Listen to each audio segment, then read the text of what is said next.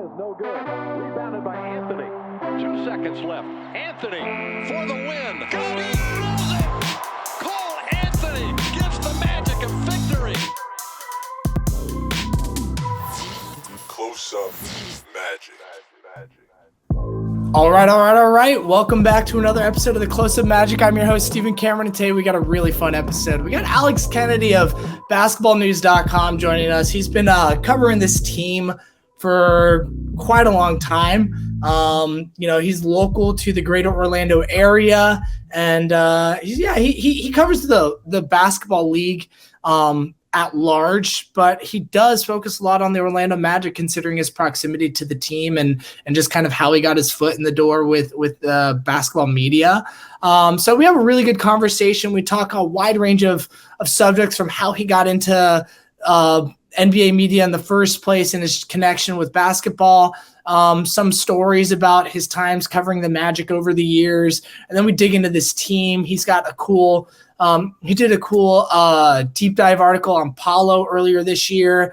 We hit up Markelle Fultz, talk some offseason thoughts and questions.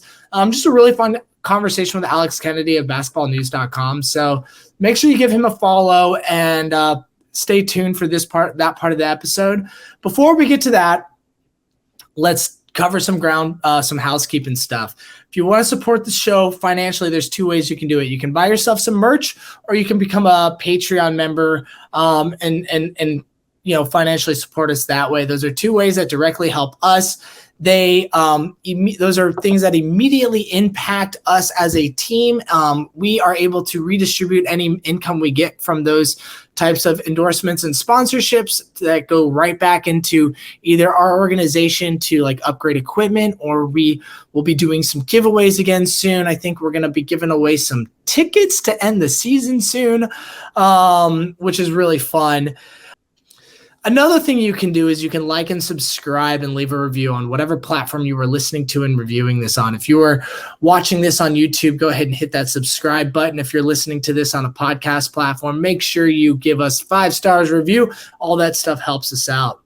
The Magic right now are sitting 28-40. They just won over the Miami Heat the other night in an overtime win, which was kind of crazy. Jimmy Buckets had a crazy clutch shot at the end of the fourth to send the game into overtime, but the Magic just owned them in the overtime quarter, hitting a couple of key threes to create some separation, playing some smart defense, and really just having a mature overtime win, I'm going to call that. So that was a lot of fun. The Magic ended up beating the Heat 126-114. Before that, and since our last episode, the Magic also lost to the Bucks and to the Jazz. So those were not fun.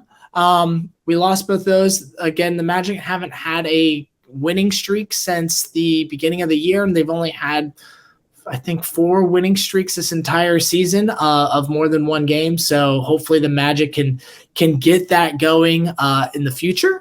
Potentially on their next game tomorrow, or when you're listening to this, potentially Tuesday, March 14th, versus the San Antonio Spurs. The Magic are hitting the road this week. They play San Antonio. Then on Thursday, they play the Suns, get to visit our old friend Terrence Ross.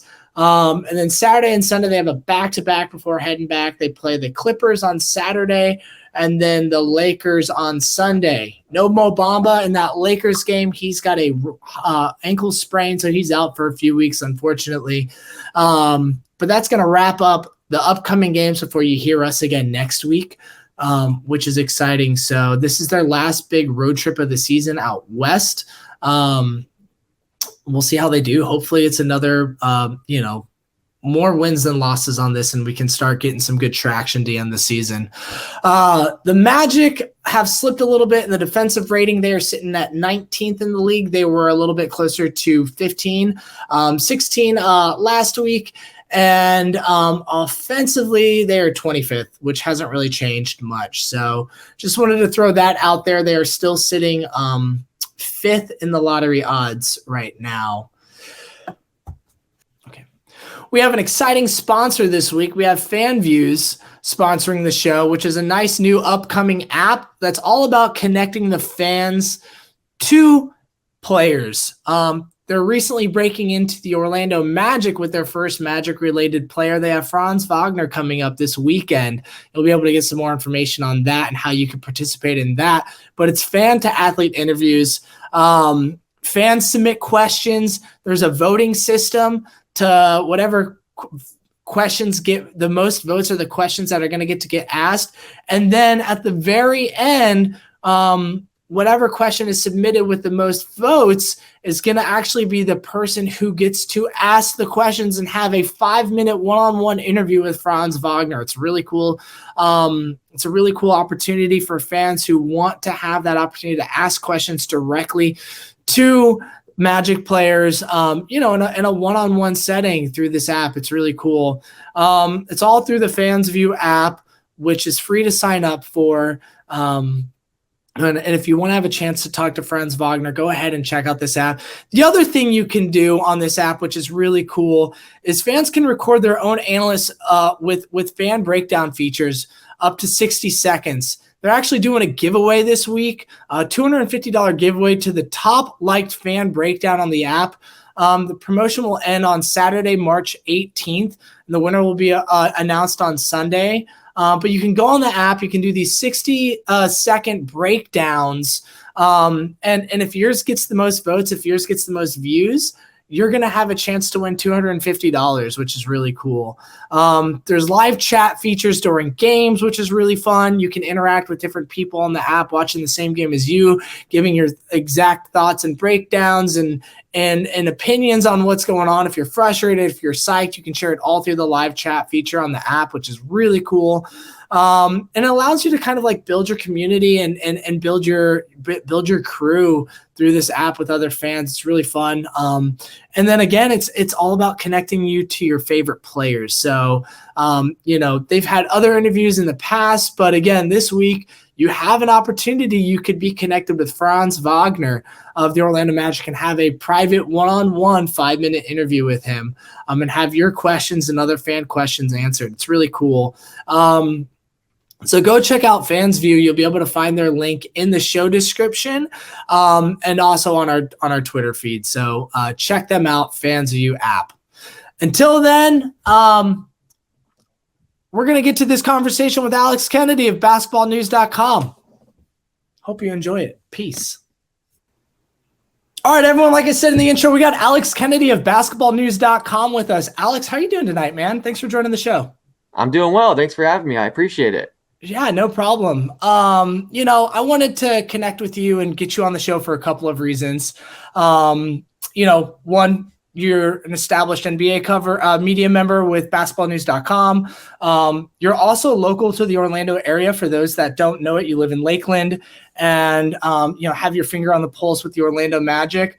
But before we get into all that, Alex, I just want to ask, what was your introduction to basketball way back in the day? And then, how did you decide you wanted to get into basketball media? Because before we get into this current team and some other stuff, I kind of want to open up the curtain a little bit and let the listeners and watchers know a little bit more about you and your connection with the sport. Yeah, so growing up, my family loves sports. Football, I grew up in Tampa, so I actually am wearing Buck stuff right now. So my whole family are big Buccaneers fans, love football. So I grew up loving football, and then from there, some of my relatives are big basketball fans as well. So around middle school, I started really falling in love with basketball, playing it, watching it, and I actually had a really weird introduction to journalism. So at a really young age, I started writing on different message boards and kind of writing my own articles. And I think I knew at a younger age than most that I was never going to play in the NBA. I think a lot of times when you love basketball, you have that dream of going on to play in the NBA. I knew at 12, 13 years old, okay, I'm nowhere near good enough to even go to college and make something of this. But I knew that I wanted to have a career where I worked in sports, writing about it, working as a GM, something in sports. And I ended up loving writing. I found that out when I was in middle school. So I started writing for these different websites, just kind of sharing my thoughts on different players and teams, blogging basically from my home, doing some NBA draft type coverage. And then when I was 14 years old, I reached out to the Orlando Magic PR department and asked them, can I cover a game? Can I come, to a practice, a shoot around? And, I didn't know what they were going to say. I just saw other people at the company I was writing for. At the time, I was at Real GM, writing stuff for them. And I'd moved over from like their message boards to like writing stuff for their homepage. They had invited me to like kind of join them as a writer. And I saw other real GM writers covering games. So I was like, hey, I'm going to reach out and try, shoot my shot as well. And they were so cool. Jason Wallace, who's now with the Grizzlies, he responded to me and he was like, yeah, you can come to a game. You have to bring a chaperone. So I had to bring my dad, which looking back, pretty embarrassing. But it was so cool. I was someone that hadn't been to many NBA games in general. So to be able to go there and then not only have like this, get in for free, but have this great seat and then be able to go in the locker room pregame and postgame and talk to the players who at the time, 14 years old, I'm looking up to these guys, can't believe that I'm even talking to them. And over the next, few years, basically I would reach out to the Magic every now and then. They would let me cover like a game once a month, I would say. And I started getting experience. In the beginning, I was kind of just like watching the other journalists and learning from them. So at the press conferences, I would see what they would do. I would try just not to get in the way. I didn't want to be like the annoying kid that would get in the way at all. So for the first like year or two, I was like basically just like watching the other media members. And then when I was like 16, 17, I started doing one-on-one interviews. So I would talk to different players when they would come through. And I think because I was the kid, they like didn't want to be a jerk and say no. So looking back, like I would get one-on-ones with like Kobe Bryant, Tim Duncan, Grant Hill. Like, I would basically just ask these guys and they would give me a couple minutes of their time. And so I started kind of doing that. And then I got my first actual job where I was getting paid to write when I was 18. And when I was 18 or 19, I realized that it was kind of becoming an advantage for me being close to the same age as the players. So instead of being like the kid in the locker room, I was a teenager, and a lot of the incoming rookies, we had, similar interests, and we were kind of going through different, the same kind of things, even though they had a lot more money than I did. We were like around the same age and had similar interests. So sure. I started, meeting some of these guys and hanging out with some of these guys away from basketball and texting with them. And then that kind of led to me getting different news breaks. So a guy would text me about a trade, or a guy would text me about his free agency, process and different teams he was looking at. And so I started kind of putting out some rumors and breaking news, and that allowed me to kind of gain a following. And from there, I was able to kind of advance my career. So, basically started at a very young age. I'm very fortunate that I knew what I wanted to do at a young age. I think that was, the luckiest thing. And then once I was actually in that environment talking to players, I realized I want to do this for the rest of my life. It's awesome. It's my dream job. And then, from there, Hoops Hype reached out to me. They loved that I was doing like rumor type stuff and a lot of exclusive interviews to players. That's how I made it to Hoops Hype and USA Today. And then from there, I've just kind of kept writing, editing, podcasting. I kind of realized after talking to a lot of different journalists that the key is kind of being versatile, being able to do a lot of different things. So in the beginning, I just wanted to write. And then it became, okay, let me figure out how to edit, do podcasts, do videos, be able to shoot videos, edit videos, be on camera. Basically, the more things you can do, the better. So just kind of try to expand from there. And that's kind of how I got my start. Now, Basketball News has been around about 3 seasons now. How has that progress been going since you guys started? And what does like the future look like for you all? Yeah, Basketball News, it was a really exciting opportunity because previously, I was at Hoops Hype as a writer and I did a little bit of editing, but this opportunity came up where they basically said, you can come over and you can build your own staff and, be the chief content officer. So really kind of shape the direction of the content. I'd be hands-on as far as the editing and kind of developing the younger writers. So I couldn't really pass on that opportunity. Sure. And it's been so much fun being able to not only find different up and coming writers that I'm really big fans of that, I can bring to our staff and kind of work with and help them get better, but also be able to add different players. I mean, that's been really cool working. We have Rex Chapman, James Posey, Atan Thomas, Corey Brewer did some stuff with us. We've had a lot of different players that have been contributors, and that's been really cool because we have a lot of different angles and perspectives on the site. You can get, we have like film breakdowns, stat breakdowns, exclusive interviews, but then we also have first person stuff from these players, and they have incredible stories. We do these watch parties where we get on there with a bunch of different writers and players, and we all watch a game together, and that's been so cool. We do the same thing with like our trade deadline show, free agency show, where we're all kind of reacting to the moves as they happen or the rumors as they happen. And you have players and media members. So it's been awesome. Going forward, we just want to keep getting our name out there, keep expanding our staff. Eventually we do have plans to launch, other like sports verticals, footballnews.com, things like that in the future. So we're definitely excited. We want to keep expanding. We launched during the bubble, which presented its own challenges. And then the next year, there was a 2-week, 3-week off season, and then we're back started up again. And at that time, there was no locker room access. So again, as a media company starting in that time, kind of crazy. So this is like the first season where we actually have our access back. Things are kind of normal. So it's been nice having that. And then from there, we're just trying to, tell interesting stories. I'm really proud of the content that we put out. I think we have some of the best content in the industry and some of the best writers in the industry. So yeah, I'm proud of stuff we're doing. Just kind of keep getting our name out there and keep expanding. Now, Alex, being so close to Orlando, growing up, covering a lot of Magic related stuff, kind of that's how you get your foot in the door and whatnot. What is like one of your more standout moments, not with this current team, let's look past a little bit, since you've been with, working with the Magic for a handful of years now, for a while now. What is like, give me 1 or 2 moments or stories of your interactions with the Magic, either a player or the staff or just something that sticks out that maybe not every listener would know or think and find interesting. Yeah, I think one of the things that stood out to me, especially being younger, like I had seen a lot of different teams and watched a lot of basketball, but I'd never really been around teams. I remember that team that went to the finals with, Dwight, Jameer. Obviously, Jameer was injured and came back, but just that final squad, Rashard, Hito, like the chemistry and how close that squad was. I don't think people talk about that enough. And, Dwight and Courtney Lee were just like so close to the point that they lived together at one point. Oh, wow. I didn't know that. And so whenever I think Courtney Lee had a fire at his house and actually had to move in with Dwight after that. But that's crazy. And then so Courtney Lee gets traded. They get rid of Tony Battie. They got rid of like some really key guys that maybe a fan would think, oh, well, we're improving from like a talent standpoint. But it was crazy to see behind the scenes, like the impact that losing certain key guys and it played an impact like on the team behind the scenes, like in the locker room. Like you lost guys from like a not only a continuity standpoint, but like from a chemistry standpoint. And like you saw Dwight Howard lose basically his best friend and then like his mentor, like Tony Battie. Like they basically like in the course of a couple of seasons, that locker room completely changed, where it went from the most close-knit team that I've been around. And I've been around, not only Magic teams, but I was around a lot of those teams in Miami whenever LeBron, Dwayne Wade, Chris Bosh were there. I would drive over to those games. I've traveled different teams. That to this day still is the closest team that I've ever seen. And it's so interesting to me kind of watching the dynamics behind the scenes and just seeing how quickly things changed when you just removed 1 or 2 little parts. So that made me really appreciate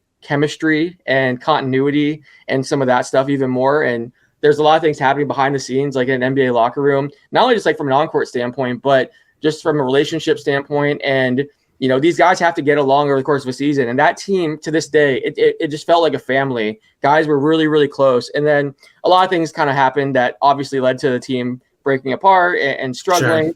But seeing that team up close was special. The Dwight Mayer was insane, obviously. It was a nightmare covering it. I used the word nightmare again, but it really was crazy because there were so many rumors coming out. Like at one point it was he was going to go to the Nets. And then you had the whole situation where not in that same year, but where he decided to opt in randomly at the last second when it seemed like he was going to be on the move. So just covering that whole situation was so crazy. And it was wild because you had all the national media in Orlando.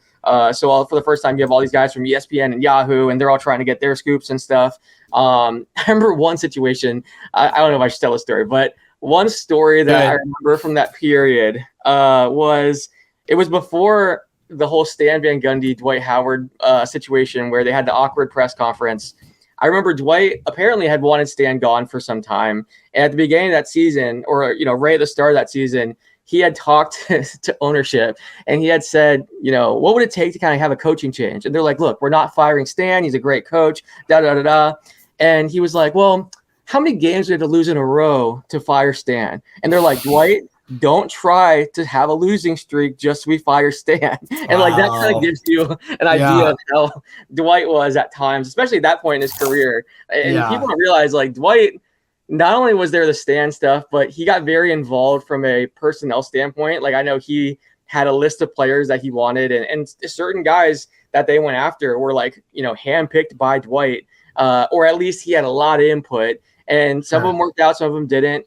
There were other guys, like I know over the years he wanted Monta Ellis and Steven Jackson. He had like a whole list of guys that he was like pitching them basically at all times. So that was really interesting seeing like firsthand just how a superstar in a smaller market, the impact they can have and just how much power they kind of have. That whole situation was really crazy. And then of course, like there's other stories I just think of that are fun stories from like over the years. My first interview was Jameer Nelson. I was when I was 14, walk in there. He's joking with me about, me being a kid. And he's like, I need to be your agent. Like, you're not getting paid enough to be here. If you're 14, you should be doing your homework and like, you're here working and they better be paying you. And so he was always joking with me about, having to talk to my bosses and negotiate a deal for me. Kylo Quinn was like one of my favorite players to cover. I have crazy stories about him. I met him when he was in Las Vegas doing his pre-draft training. This is like before he gets drafted by the Magic, and we got close out there. We hung out. One day he invited me and my boss, Steve Kyler, to a nearby gym because he works out at Impact Basketball, but he was like, yeah, we got the special thing coming on. You should come over here. So we go to the gym, and it's a pickup game with Floyd Mayweather. And it's Nice. It's him and like 3 or 4 other players that are doing the pre-draft training. Ashton Gibbs, Xavier Gibson. There's like a number of these guys, and they're just playing pickup with Floyd. And Floyd shows up and has like all these bodyguards with them, and they have these crazy cars and stuff. And so that was like a random thing. And then for years, me and Kyle stayed in touch, and having him in Orlando was really cool since I already had a relationship with him. And he's like the biggest prankster I've been around since I started covering the NBA. He was always pranking Vooch. At one point, he printed out a picture of Vooch's girlfriend and hung it in his locker to try to make like Vooch think that he was talking to the same girl. And then like waited until we didn't say anything and just waited until Vooch noticed it. And then one time Vooch was like, "What are you doing?" And Kyle starts cracking up laughing and was trying to basically make him think that he was like hooking up with Vooch's girlfriend. Kyle's a really funny guy. There's like a ton of stories that I could tell you about Kyle. But yeah, those are some that just like pop into my head from over the years. Yeah, over the course of a lot of different Magic teams. Kyle's been my favorite player probably to cover. The Dwight stuff was obviously crazy. And then like just as far as like good people go, Jameer, Grant Hill. One guy that like I do want to shout out was Steve Francis. He was nice. People like I think he has a reputation, and people sometimes think he was, like kind of a jerk or things like that. But he was the coolest guy to me. He used to, every time he would do like a press conference, I think he saw like I was nervous. I was 14 years old. So every time he would wrap up his press conference with the media, he'd pull me to the side and be like, "Hey, do you have any questions?" Like, and walk. That's cool. Me. And like, yeah, and like he would take me like whenever he was walking out to his car, he'd be like, "Hey man, like it's your turn. Like you get the one-on-one," and like would walk with me and basically like help me get interview experience. And he didn't have to do that. I mean, I was a kid. It didn't help him at all, but he basically went out his way to like make sure I got my questions in and felt comfortable. So yeah, I always want to shout him out too, because he was a really cool dude throughout his tenure here. One of the few 20-point per game scorers in Magic history from the guard position. Yeah, very true. So let's shift a little bit to this current team. You've kept your finger on the pulse with this team quite a bit. You had a feature with Paolo that came out earlier in this year. When you were writing that feature on Paolo and doing the work with talking with him, and then you obviously talked with Jason Tatum in that article. For those who haven't read it yet, definitely go check it out. I'll throw it in the comment section of this thread when we post this video. What were some of the bigger takeaways that you felt from that conversation, from just doing all that about Paolo, that maybe you didn't feel going into that, like based off, I guess, let me rephrase my question. Magic draft Paolo. You think of him one way. What did you learn based off doing the homework and writing that piece of content that might have shifted your thoughts on him today? Yeah, I hadn't spent much time around him or gotten a chance to talk to him. So I was really impressed with his maturity. I think he has he seems very like wise for his age. Like he was talking about just kind of the ups and downs of the NBA season. And he basically said, I came out real strong and played really well early on. And he's like, and then, it kind of slowed down a bit. And then I have games where I pick back up. And he's like, and I think he basically said that one of the biggest things that he's learned throughout his rookie year is that that kind of just happens. There's peaks and valleys throughout an NBA season. And that was something that he had never experienced because he had never played a season this long. So he basically talked about just kind of staying focused during the course of an 82 game season and kind of adjusting to that, the ups and downs that kind of come with it, not only as a team, but mostly like individually, because everyone's kind of talking about, the rookie wall. Totally. We know he's been struggling from three as of late, especially, but he kind of talked about basically the work you put in during those down times and just, how he was trying his best to figure out how to avoid those stretches from happening again. And I just think he has a very mature approach to things and talking to players around him. And they kind of say the same thing. Like, you would never know that this is his first NBA season. I've heard a number of guys refer to him as like, it seems like he's like a fifth year guy, like a veteran. And that's what you love. If you just drafted this guy number 1 overall, you're kind of putting your franchise in the hands of a teenager. That can be risky, or a young guy. Like, I think you want someone that kind of has that maturity. And so that really stood out to me. And then I think he mentioned in the article, but the Duke guys that have really helped him. And he talked about just leaning on Jason Tatum, Zion Williamson, Grant Hill, Jahlil Okafor even. He said all these guys that have kind of been in his position where you're in the spotlight and all eyes are on you, especially, a number of these guys have been the number 1 overall pick or a top pick. They understand kind of what that entails. And he was saying that it started when he was at Duke. Actually, it started before he got to Duke. Right after he committed, Jason Tatum started texting him, giving advice. He said whenever it came time for him to choose an agent and find a shoe deal, he went to Jason, and Tatum really helped him with those details and kind of put him in touch with different people and gave him advice. Okafor was on campus at Duke helping him and talking about what to expect. Grant Hill's been in his ear. Zion's talked about the pressure and everything that kind of you deal with. So I thought that was interesting. And he said, everyone probably jokes about like our Duke brotherhood and how it's corny because we're always tweeting about it and posting about it. He's like, but it is really real. And he's realized that. So that was one thing too, just the people that have helped him. Usually you talk to these rookies and there's veterans in the locker room that have really helped him that they can lean on, but he has a lot of people in his corner that he can kind of lean on. And that, Mike Miller being one too, a guy that is a former Magic player. So he has a lot of guys, a lot of vets that are really helping him on and off the court. So I thought that was really interesting too. Now, Alex, you mentioned like in the article and even just now talking about how, you were kind of talking to him during part of his, like, I think early in his rookie wall aspect and his wall where he wasn't playing amazing because he was just, how hot he came out at the beginning of the year.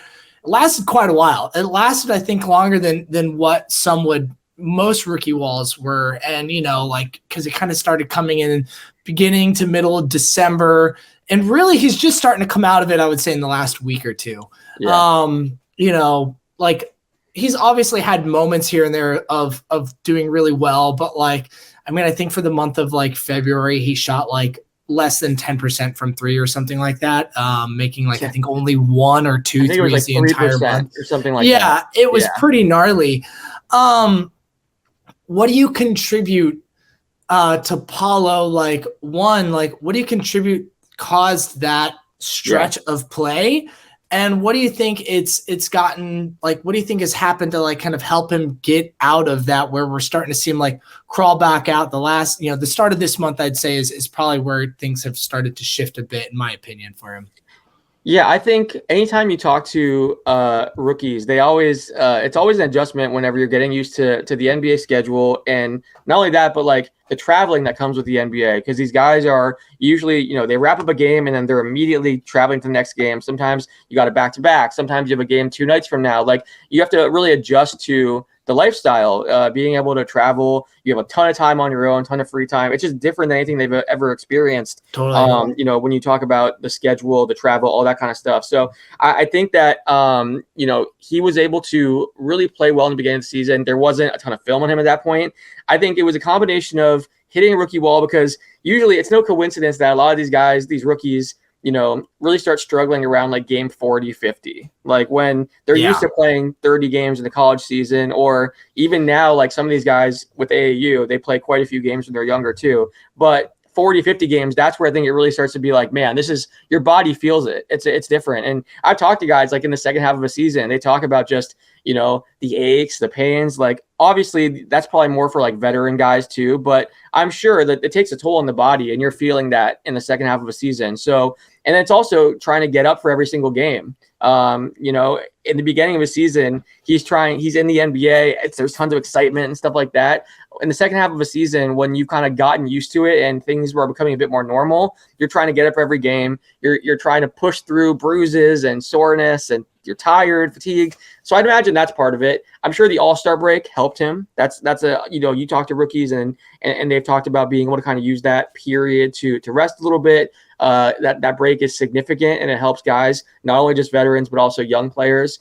But I think the best thing is just the confidence that he kind of showed through that stretch. Like you talked about him shooting 3% throughout February. He didn't stop shooting. You look at his like game log, he's still putting up 2, 3, 4 threes per game. There's a 6 3 game in there where he's, still putting up shots. And that's what you love to see. And then to be able to bounce out of that, slump, I think that's by continuing to shoot and not really changing anything. Now you look at what he's doing this month. He's shooting 37.5% from 3. So, I think the fact that he was willing to keep shooting through it, and had that confidence, and the team, obviously the guys around him, they believe in him. And he's talked about that too. That one thing he said in the article was that he loves that everyone holds him accountable. He's like, just because I'm the number 1 pick and a rookie, like they're not handing anything to me. This isn't my team. That basically everyone around, whether it's the coaches or the players next to me, if I start struggling, they're going to let me hear it. And I've made it clear that I want them to do that. I love when they hold me accountable. And that's, it's not a cliche. He's not just saying that because it sounds good for the article. You see it when you're in the locker room. Guys are actually getting on him. Guys will talk to him about mistakes he made. I see it on the court when they're playing games. Guys will yell at him. He seems receptive to that kind of stuff. And he's doing it to them too. I've seen him pointing guys in different directions. Like that's what you want to see. And you want to see a guy that's receptive. You don't want a guy that comes in as cocky, doesn't want anyone to tell him, about mistakes and basically thinks he's too good for that kind of stuff. Like he wants the constructive criticism. I'm sure he got a lot of it during that stretch, and it seems like maybe it's helping him now. And I love the fact that he continued to shoot. The confidence was there, and that it seems like he's someone that can be told when he's making mistakes, and he wants that kind of constructive feedback. I think that stuff's all great. And when it comes to Paolo and having a rookie who is the future of the Magic franchise, you want them to be in those situations. You want them to learn how to fight through adversity when things aren't in rhythm for them and their shots not falling, even when it didn't fall for 3 months. You want them to be able to have pressure on them from, the first couple months of the season to now. He's getting double and triple teamed, where in the before, like the early parts of the year, he was getting, every now and then he was getting some double teams for sure. But it, there wasn't tape on him yet like there is now, where teams are actually like strategizing and planning for him. And the Magic are clearly running their team through him. There's been some like fun discourse on NBA Twitter recently about the rookie from OKC who's been like going off recently. I forget his name. Yeah, Jalen Williams. Yep. And and how he's putting his name in the MVP, or the not MVP, the rookie of the year race. And it's just funny when you like think back, and granted he's been playing phenomenal. There's no dig there, but it's just like Paolo has just been dealt a different hand than the average rookie. Like even Benedict Mathurin from the Pacers, who had an outstanding start of the year, which, he's come down to earth a little bit, coming off the second unit. Really, Paolo's the only one of this class that has been asked to be the focal point of any team, and be the main guy, be the bucket. And he's, for the most part, done very well. And I can't wait to watch him like this offseason. Like, take a full season, hopefully, again, fingers crossed, he's not got hurt, doesn't get hurt going into the off season, and he's healthy, can get his reset, and then just like focus. And we just see like what does he work on this summer, and how does he make a step next year? Now, Alex, I want to transition away from Paolo for a second. I'm going to give you a player name, and I just want you to react. I don't care what direction you want to take. I'm going to give you a player name. Just give me your thoughts, whatever direction you want to go, and we'll go from there. Okay. This player's name is Markelle Fultz. I love Markelle. I'm actually working on an article right now, a big feature that kind of looks at I've been gathering opposing team and like opposing coach quotes about Markelle, and they just rave about him. Like when Dwayne Casey was here, he's like, he's the key to what Orlando's doing. He's the key player. And he basically explained that, like, not only is it the effort, intensity he provides on defense, but he's the one that's setting everyone up and making things easier for Paolo by setting the table and getting him downhill and kind of running the offense and putting guys in position. Rick Carlisle, when he was here, he raved about Markelle Fultz. And I think it's funny, you talk to a lot of players and coaches around the league, they're just so happy for him too, just because of what he's been through. I mean, to see what he dealt with early in his career, and not only just the injuries and everything, but like the backlash and the negativity that he had to deal with. People just love the fact that he was able to come here, get past all that, and basically get to the point where he's contributing now and playing at a really high level as a really good two-way guard. So I love what he's doing. I've been so impressed with him. It's fun watching him like live, picking up guys full court, and just like the pest that he's become. Guys don't like when he's guarding them, because he is just he has so much energy, and he's so annoying to deal with whenever you're playing against him. To me, that's like where, sorry, I don't mean to, I want to compliment that point too, because like he's always been good at like setting the table, being that quarterback of the team. But one of the couple of complaints obviously is like, one, his shooting, like whatever. He's never going to be a consistent threat from deep. And that doesn't matter. Like those of you who watch his game know, like him not being a 3-point threat from volume, like that doesn't matter. He does so many other amazing things on the court, but you can really tell that this last season, before he broke his toe, this off season, he focused on defense, because before his leg injury, right? And even last year with those 16 games that he played, like he's always been an okay, like not a negative defender, but not necessarily like, you probably want him being more of a help defender than the point of attack defender.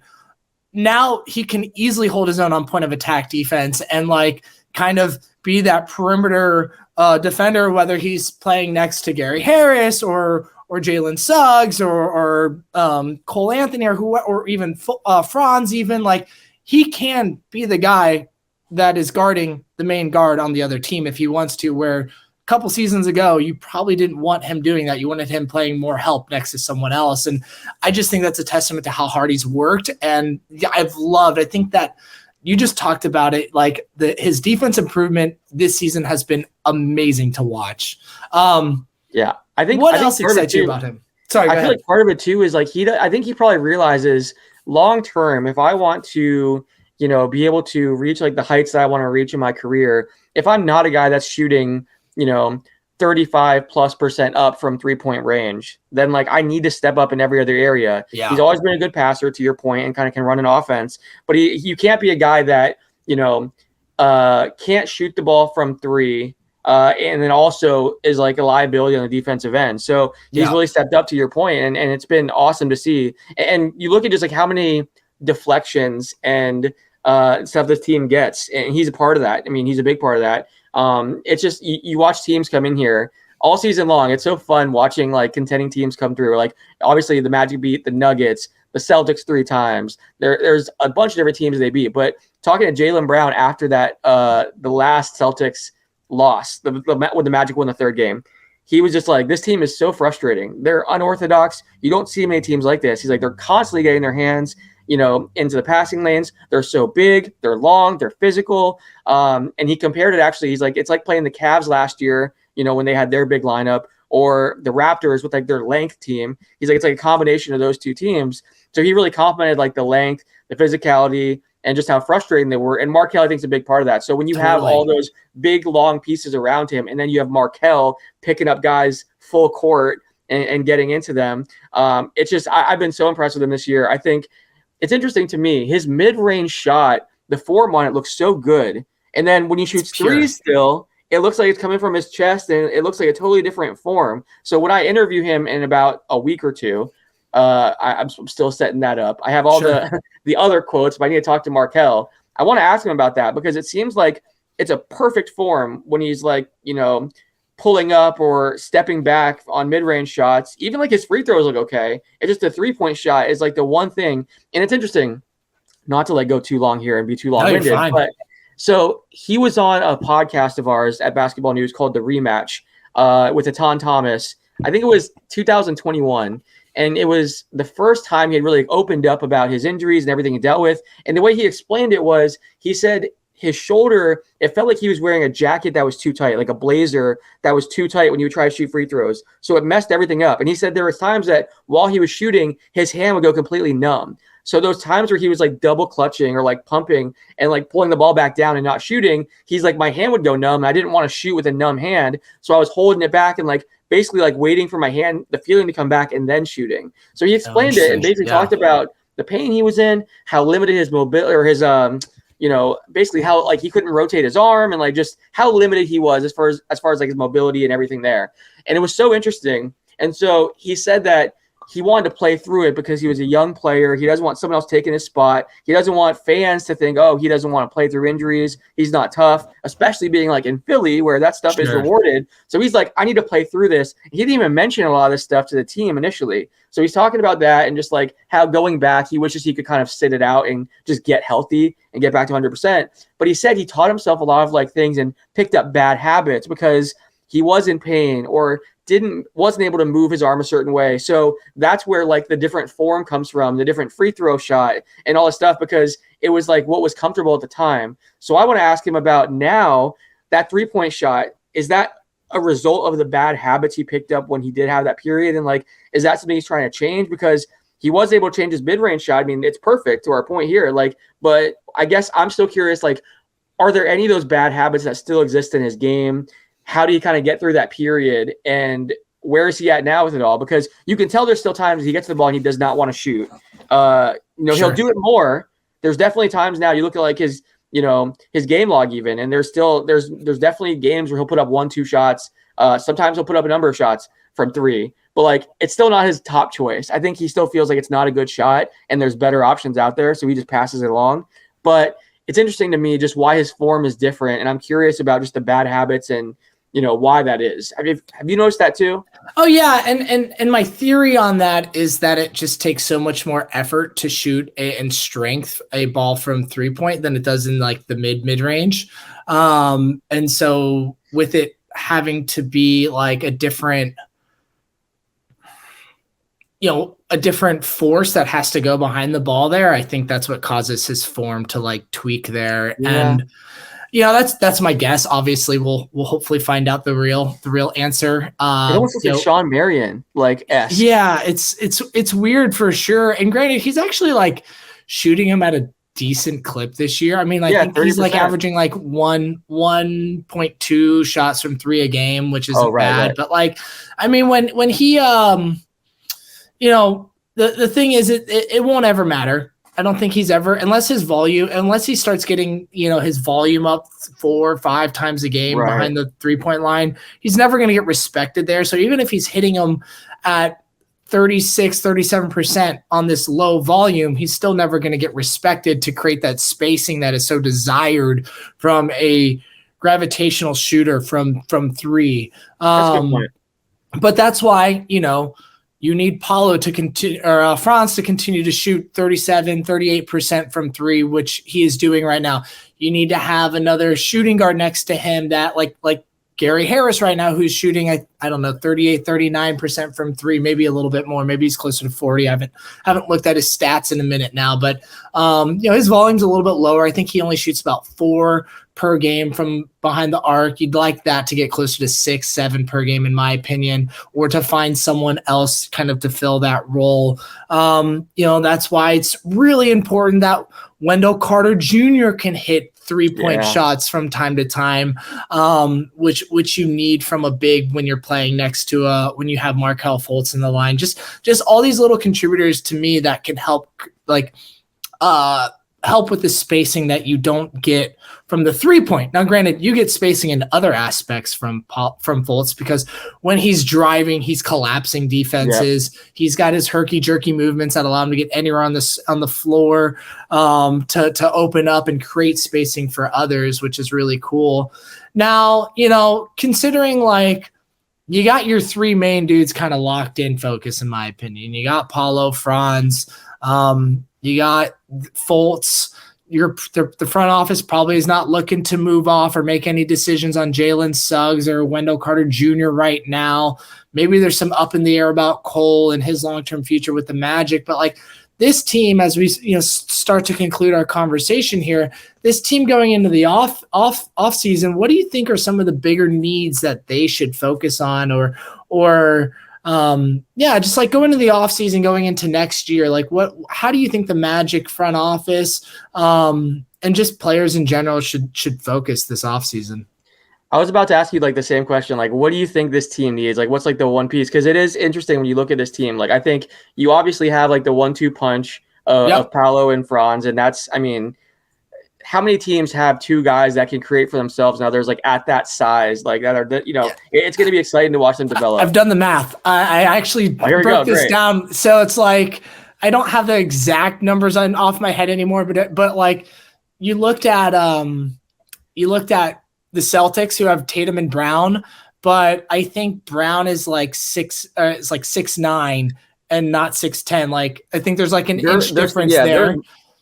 They're much smaller. Yeah, and 6'6", then you also Jaylen Brown. Yeah, okay, yeah, he's 6'6", significantly smaller, but 2 wings that can handle pass, play, make, and shoot to an extent. Yeah. Then you also have the Raptors, that are another big team that have playmakers on the wings, and Pascal Siakam, Scotty Barnes.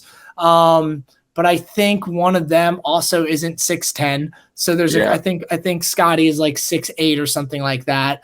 And then you have the Bucks, I think, were the other big team. Depending, Giannis obviously is a monster. But no one. There's always some are a little bit bigger, because I think Giannis is closer to 7 foot than 6'10". But there's no team that has a small forward or 2 wings at 6'10" that can play, make, pass, and score on all 3 levels. And the upside both of those guys have is just nuts. It's so much fun to watch, and imagine where it's going to be a couple years from now. So I guess my thing is, there have been a lot of games this year. We've talked about this. I talked about with other media members that are at the Magic games.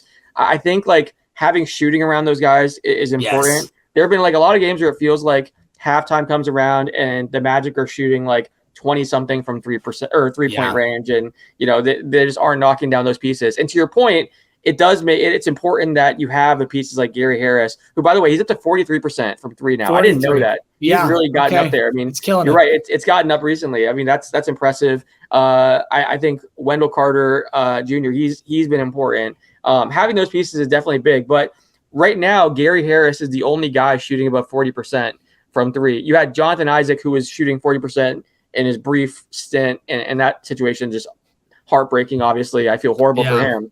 But everyone else is at 39 or lower. Terrence Ross is one of those guys. He's actually low too. So if you look at it, really, everyone's around 35 or lower.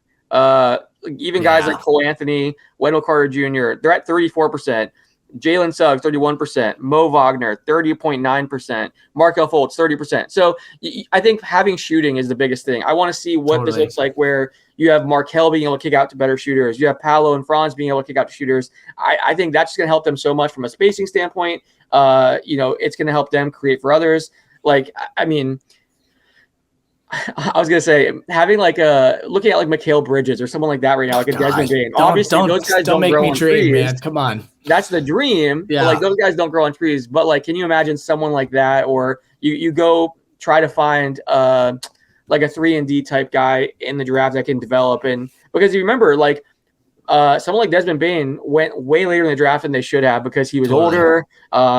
He obviously like no one thought he'd be this good. He was thought Cam to be like Thomas a role player. Was another one that went. Yep. Exactly. These guys just go lower and have developed into a lot. But like, yeah, if you can get one of those type pieces next to this core, that would just be so much fun. There'd be so much like versatility, matchup problems, spacing. So that's my thing. I'm curious, what do you think? Like, what would you try to add? Yeah, no, I mean, I obviously think shooting is one of the number one priorities for this team going forward. They have to address that. There's only so much space they can add new shooting to the starting lineup. Obviously, you can find more volume at the 2, but Gary Harris is really good.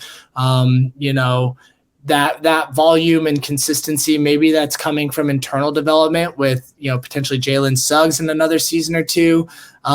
If not, they have 2 draft picks and $23+ million in cap space to go out and figure that out this summer. Right. They also need to shore up the depth at center because it is abysmal when Wendell Carter is not playing, and he's a player that you hope plays 60 games every season because he's just going to have something that comes up right now. I mean, he missed like 15 games in a row this year, roughly around that number for a foot issue. You go back and look at all of his time in Chicago. He's a guy that's going to have little things come up. He's that kind of player, unfortunately. So, and with Mo Bamba now being gone, with his up and down career with the Magic, like they just got to find some more consistency because, no disrespect to Moritz Wagner, and Goga. Maybe Goga has a little bit of potential there, but they're not the solution as the second unit to or center in my position.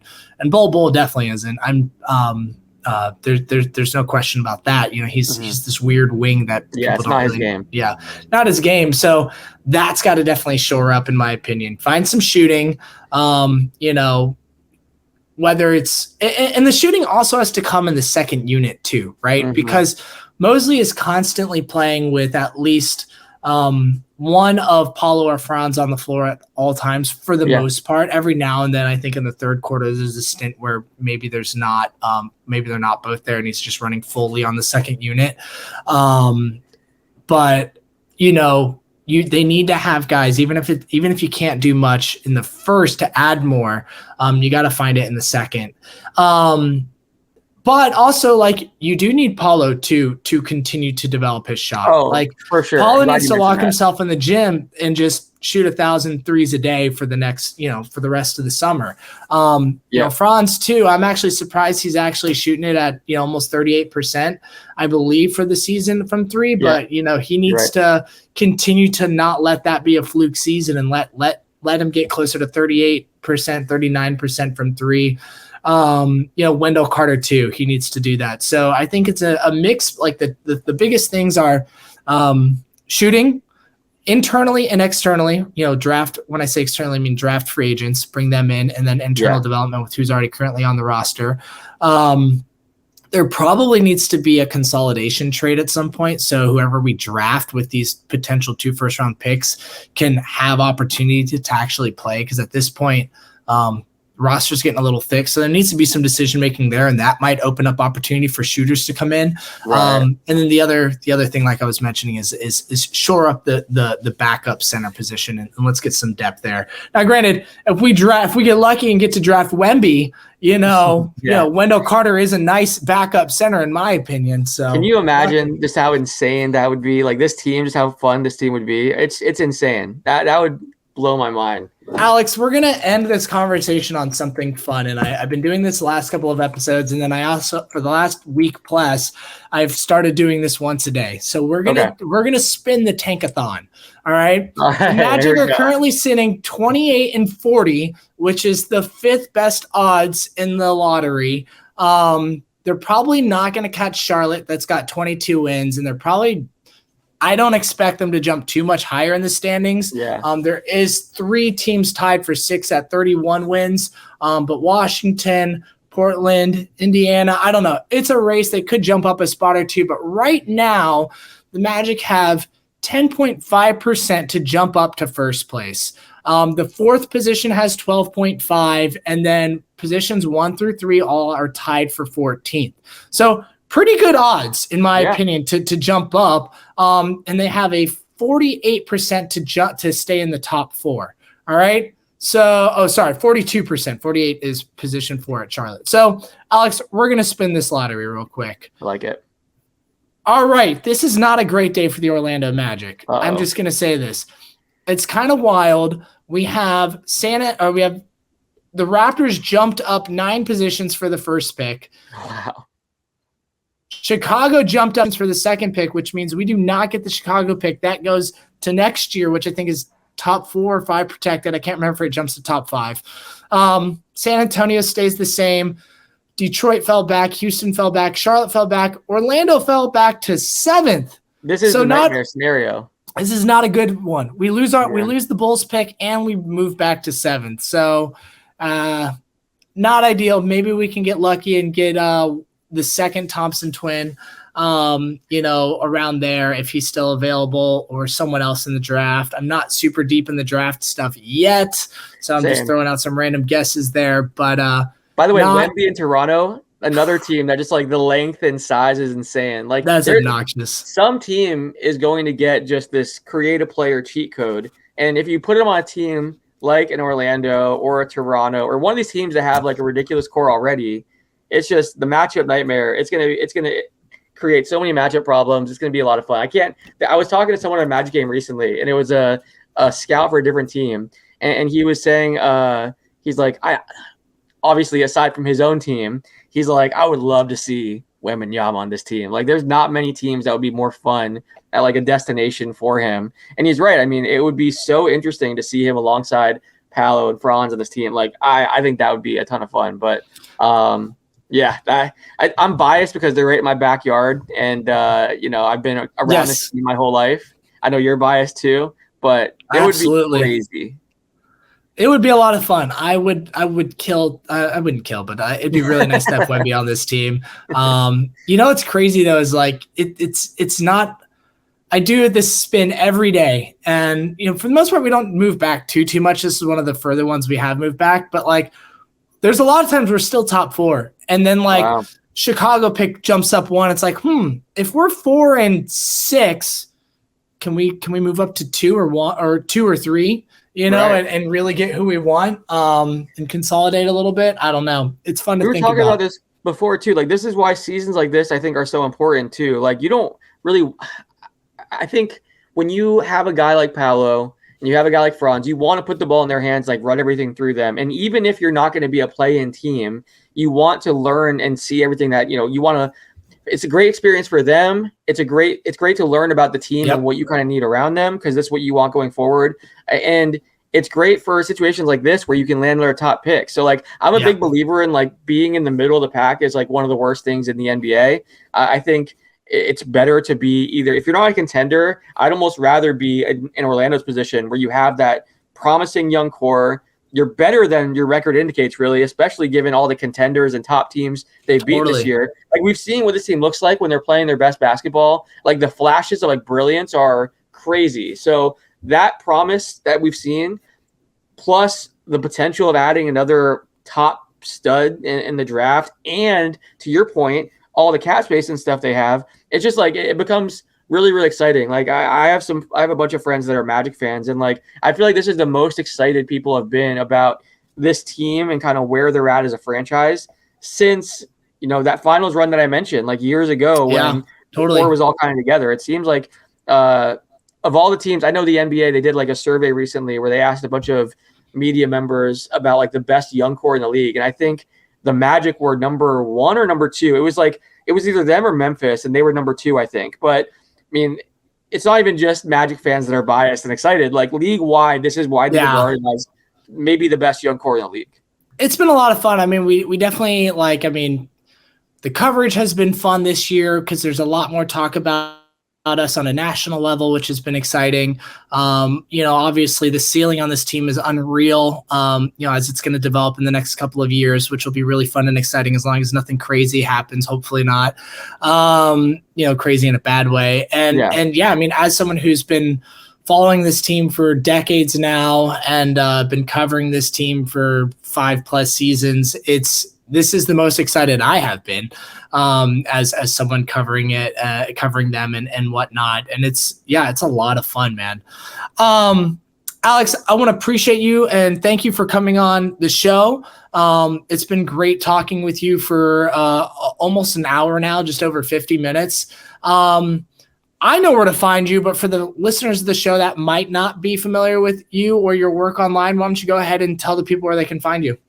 Yeah, check out basketballnews.com. You can follow me on Twitter at AlexKennedyNBA. That's where I share all of our articles and podcasts and videos. So definitely check that out. And follow us on Twitter too, at basketballnews.com. You can check out all of our stuff there. And appreciate you having me. It's so much fun. Yeah, absolutely, man. We'll have to make this happen again soon in the future. And listeners, definitely go check out basketballnews.com. I'm not joking or lying when I say it is a place I visit regularly and check out articles, and they really do a great job. Check out that Paolo feature. It's going to be dropped in the comments section, so make sure you check that out as well. Alex, thanks for joining us. Magic listeners and viewers, thanks for tuning in. Thanks for tuning in and being here. Peace out. Let's go Magic. Thanks for having me. That was a little bit of a rough ending there with